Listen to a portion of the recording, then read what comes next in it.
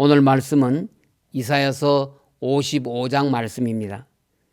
전장인 54장에서 이사야는 1차적으로는 선민 이스라엘의 회복을, 궁극적으로는 택한 백성의 구원과 영광스러운 새 예루살렘의 도래에 대해 예언했습니다. 오늘 본문 이사야서 55장은 하나님께서 값없이 베푸시는 구원의 은혜, 잔치 자리로 만민을 초청하는 내용입니다. 전반부 1절부터 5절은 세상 만민을 향하여 값없이 베푸시는 구원의 은혜로 초청하는 내용과 하나님께서 메시아를 통하여 하나님의 초청 소식을 듣고 나오는 자들과 영원한 구원의 언약을 맺으실 것을 약속하는 내용입니다. 후반부 6절부터 13절은 초청에 응하여 하나님께로 나아가는 자는 죄사함의 약속과 하나님께서 약속의 말씀을 성취함으로써 하나님께로 나오는 자들에게 천국 구원의 기쁨을 누리게 하실 것임을 재차 강조하신 내용을 기록하고 있습니다. 하나님께서 초청하신 자들은 모든 목마른 자들과 돈 없는 자들입니다. 1절에서 3절을 보시면 구원이라는 말은 한 번도 나오지 않지만 물, 포도주, 젖은 모두 구원 또는 영생을 상징합니다.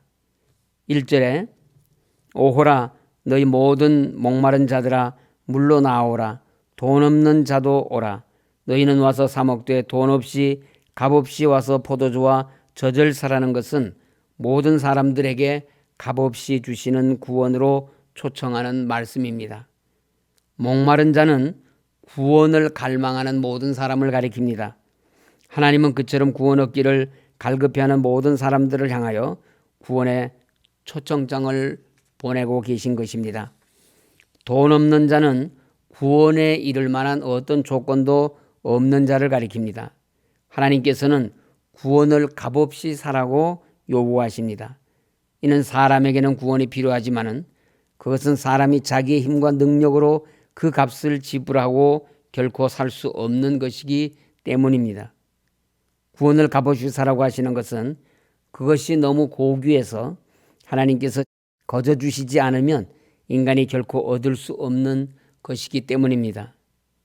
사람을 너무 사랑하신 하나님은 그들의 힘과 능력으로는 구원을 얻을 수 없는 인간들에게 은혜로 구원을 거저 주시기로 하신 것입니다. 그러나 우리는 구원이 반드시 사야만 얻어지는 것을 알아야 합니다. 너희는 값없이 와서 포도주와 젖을 사라. 와서 사라고 말씀하고 있습니다. 무엇으로 사야 합니까? 예수님의 십자가 대속에 대한 믿음으로 사야 합니다. 그러므로 구원을 얻으려면 예수님의 우리의 구원주 되심을 믿음으로 하나님께로 나아가야 합니다. 구원이 아무리 거저 얻는 것이라 해도 이 믿음이 없이는 구원을 얻지 못합니다. 그래서 베드로 사도는 베드로전서 1장 7절에서 너희 믿음의 확실함은 불로 연단하여도 없어질 금보다 더 귀하여 예수 그리스도께서 나타나실 때에 칭찬과 영광과 존귀를 얻게 할 것이니라고 하였습니다. 와서 사라고 하신 명령은 하나님의 초청에 결단을 요구하시는 것입니다. 믿음은 결단으로부터 출발합니다. 이 결단력이 약한 자들은 좋은 것을 알면서도 결단을 하지 못하므로 믿음을 생활하지 못합니다. 그래서 데살로니가 후서 3장 2절에 믿음은 모든 사람의 것이 아니니라고 한 것입니다. 구원의 과정은 하나님의 초청에 믿음의 결단을 하는 것으로 출발하여 믿음의 결단 후에는 말씀을 들음으로 말미암아 구원의 완성을 이루어 나아가게 됩니다. 3절에 너희는 귀 기울이고 내게로 나와 들으라 그리하면 너희의 영혼이 살리라고 했습니다. 사람은 영과 육의 합일체이기 때문에 육이 양식을 섭취해야 살 수 있는 것처럼 영도 영의 양식인 하나님의 말씀을 먹어야 살 수 있습니다. 그러므로 사람의 영혼이 하나님의 말씀을 듣지 아니하면 그 영혼은 죽게 됩니다. 에베소서 2장 1절은 모든 인간에 대하여 허물과 죄로 죽었다고 말씀하고 있습니다. 육체적으로 엄연히 살아있는데도 죽었다고 말씀하는 것은 그 영혼이 죽었기 때문입니다. 그런데 하나님께서 하나님의 말씀을 듣지 않으므로 영적으로 죽어있던 인간들에게 말씀이신 예수님을 보내셔서 다시 하나님의 말씀을 들을 수 있게 하셨고, 말씀이신 예수님을 영접하고 듣는 자는 영적으로 다시 살게 되었습니다. 따라서 말씀을 듣고 그 말씀에 순종하는 것은 영원한 생명이신 예수님과 더불어 사는 삶이며 그 자체가 영생의 삶인 것입니다. 또 3절 하반절에서 하나님께 나와 듣는 영혼이 죽지 않고 영원히 살게 되는 이유를 말씀하고 있습니다. 내가 너희를 위하여 영원한 언약을 맺으리니 곧 다윗에게 허락한 확실한 은혜이니라. 여기서 보면 하나님은 하나님께 나오는 자들에게 영원한 언약을 세우겠다고 말씀하십니다. 하나님께서는 영원전에 택한 백성을 구원하시기로 계획하셨는데 이것이 영원한 언약입니다. 하나님께서 이스라엘 백성과 맺은 언약은 인간의 불신앙으로 인해서 다 깨어졌고 이제 예수 그리스도 안에서 구원함을 받는 새 언약을 주셨습니다. 그러므로 너희를 위하여 맺을 영원한 언약은 새 언약입니다. 이 언약을 다윗에게 허락한 확실한 은혜라고 하신 것은 그 언약이 다윗의 자신으로 오실 예수 그리스도를 통하여 세워질 것이기 때문입니다. 하나님께서 다윗 언약을 통하여 다윗에게 왕권을 영원히 보장하신 것처럼 하나님과 새 언약을 맺은 자들에게 영원한 평강과 영광을 보장하고 계시기 때문입니다. 하나님은 모든 사람을 값없는 구원의 자리로 초청하고 계십니다. 이러한 하나님의 말씀은 수고하고 무거운 짐진 자들아 다 내게로 오라 내가 너희를 쉬게 하리라고 말씀하신 예수님을 통해서 다시금 구원에 참여하라고 모든 사람을 초청하십니다. 그러므로 누구든지 하나님의 초청에 응하여 하나님께서 메시아로 보내신 예수님께로 나오기만 하면은 영원한 구원의 언약을 받아 누리며 값없이 구원에 이르게 됩니다. 그러나 하나님의 구원의 초청이 모든 사람에게 열려 있고 또 구원이 아무리 값없이 주어지는 것이라고 해도 구원의 초청을 거부하는 자들에게는 구원이 주어지지 않습니다. 그러므로 우리는 값없는 하나님의 구원의 초청에 기뻐하고 감사하며 응답해야 합니다. 아직도 하나님의 구원 초청 앞에서 망설이는 사람이 있다면 그는 빨리 결단을 내려야 합니다. 하나님의 초청은 참으로 은혜스러운 것이고 오래 참으시는 자비의 하나님이시지만 때가 이르면 초청은 중단되고 천국문은 닫히게 됩니다. 마치 노아의 방주가 닫힌 것처럼 닫힌 후에는 아무리 후회해도 소용이 없습니다. 그들에게는 영원한 멸망이 있을 뿐입니다. 구원은 세상 그 어떤 것과도 비교할 수 없는 고귀한 것이지만 오직 인간의 믿음과 하나님의 은혜로 얻되 값없이 얻는 것입니다. 그래서 본문 6절은 너희는 여호와를 만날 만할 때에 찾으라 가까이 계실 때에 그를 부르라고 말씀합니다. 찾으라, 부르라고 하신 것은 하나님께서 우리에게 오셔서 가까이 계심을 나타냅니다. 만날 만한 때, 가까이 계실 때란 후원으로 초청하고 계시는 그 순간을 말하는 것으로 기회를 놓치지 말고 하나님을 찾으라는 말씀입니다. 구원의 초청 앞에서는 절대 여유를 가져서는 안 됩니다. 바울은 고린도후서 6장 2절에서 보라 지금은 은혜 받을 만한 때요 보라 지금은 구원의 날이로다라고 하였습니다. 지금이 바로 구원의 기회입니다. 이 순간이 지나면 구원의 기회는 영영 사라질 수 있습니다. 그러므로 구원의 기회는 한번 주어졌을 때 놓쳐서는 안 됩니다. 하나님께서 초청하시는 구원을 뒤로 미루어서도 안 됩니다. 여호와를 만날 만한 때에 찾으며 가까이 계실 때에 그를 부르시기 바랍니다. 그렇지 않으면 구원의 기회를 잃어버리게 됩니다. 만날 시간이 되었을 때 만나야지 시간이 지나면 만날 수가 없습니다. 하나님께서는 그의 백성들 가까이에 와 계시면서 치료하고 위로하시기를 원하십니다. 그렇다면 어떻게 해야 이렇게 가까이 와 계시는 하나님의 회복을 체험할 수 있는 것입니까? 이사야 선지자는 매우 간결하고 아주 쉽게 말합니다. 하나님을 찾으라. 하나님을 부르라고 합니다.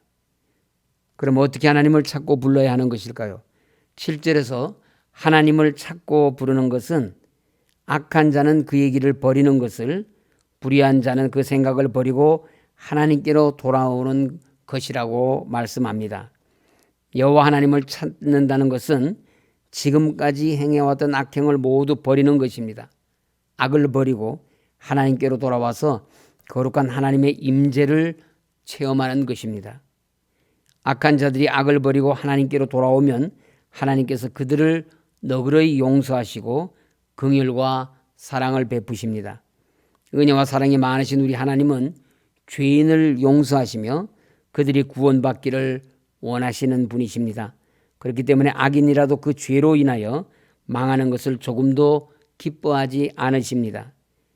내가 어찌 악인이 죽는 것을 조금인들 기뻐하랴. 그가 돌이켜 그 길에서 떠나 사는 것을 어찌 기뻐하지 아니하겠느냐고 에스겔서 18장 23절에서 말씀하셨습니다. 하나님은 우리를 불쌍히 여기시고 긍휼히 여기시는 분이십니다. 우리가 회개하기만 하면, 악한 길을 버리기만 하면, 불의한 생각을 버리기만 하면 죄의 누더기를 벗겨주시고 우리의 죄를 용서해 주십니다. 그리고 새 사람으로 거듭나게 하십니다.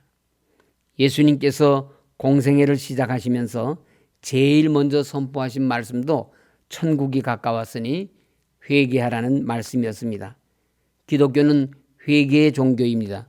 하나님께서 먼저 값없이 베풀어 주시는 은혜와 회복을 선포하셨습니다. 또한 하나님께서 먼저 회개를 촉구하셨습니다. 회복과 구원의 전제 조건은 회개입니다. 회개하면 하나님께서 회복시키시고 구원하십니다.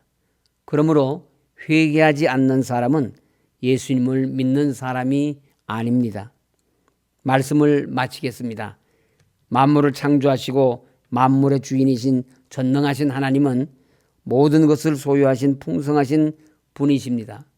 그러므로 하나님께서 베푸시는 구원은 그야말로 완전하고 부족함이 없이 풍성한 것입니다. 그럼에도 모든 사람에게 값없이 거저 베푸십니다. 그러나 구원은 값없이 받을 수 있지만 예수님을 통해서만 받을 수 있습니다. 생명의 구주이신 주님의 구원을 받기 원한다면, 그리고 하나님의 풍성한 은혜와 헤아릴 수 없는 축복을 받기를 소원한다면 십자가 위에서 대속의 죽음으로 우리를 구원하신 예수 그리스도 안에 거해야 합니다. 예수님을 믿고 그 말씀을 따르며 순종해야 합니다.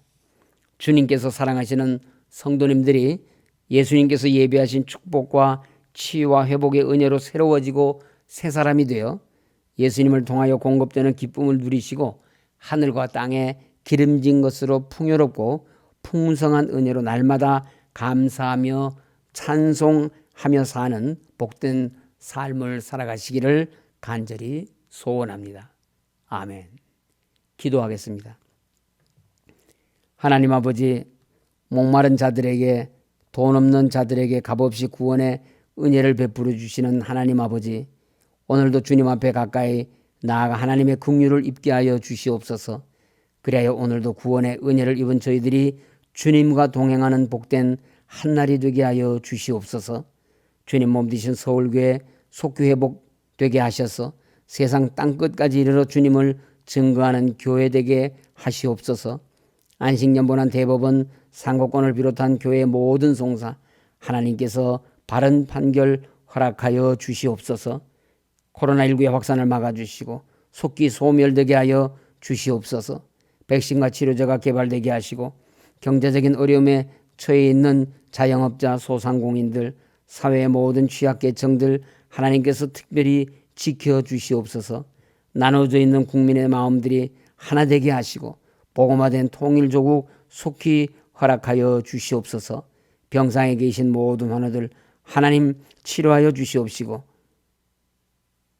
유학 중이며 군복무 중인 자녀들, 취업을 위해서, 입시를 위해서 하나님 앞에 기도하고 있는 우리의 자녀들, 결혼을 위해서 기도하고 있는 우리 모든 성도들의 기도를 하나님께서 들으시고 응답하여 주셔서 오늘도 오직 주님만을 믿고 나아가는, 주님과 동행하는 복된 성도들 되게 하여 주시옵소서.